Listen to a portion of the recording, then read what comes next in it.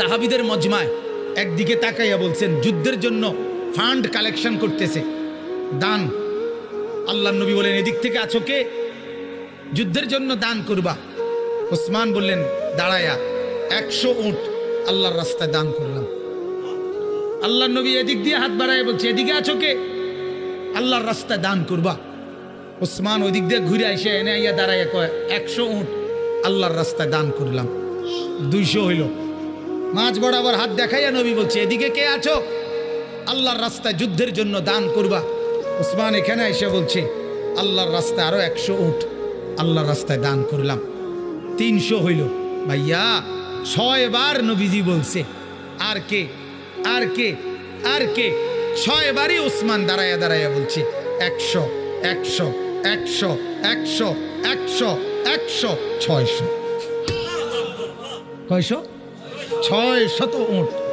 এবার আল্লাহর নবী হাসি দিছে আর ওসমান দাঁড়াই আবার বলছে ইয়া রাসূলুল্লাহ 100 ঘোড়াও আল্লাহর রাস্তায় দান করলাম।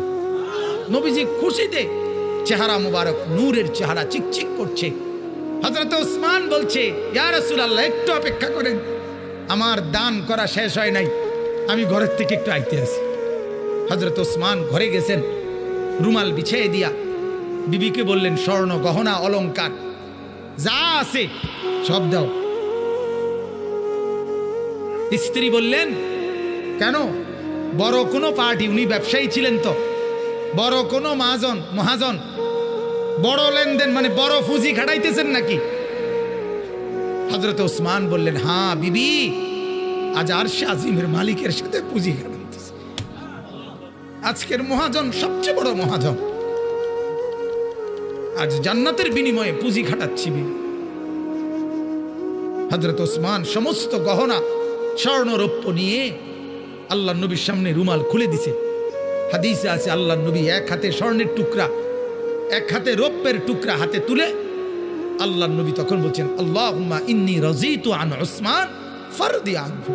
আল্লাহ আমি জমিনে আমার ওসমানের উপরে রাজি হয়ে গেলাম, আপনি আরশে তার উপরে রাজি হয়েছেন। আমি জমিনে রাজি, আপনি আরশে রাজি হন।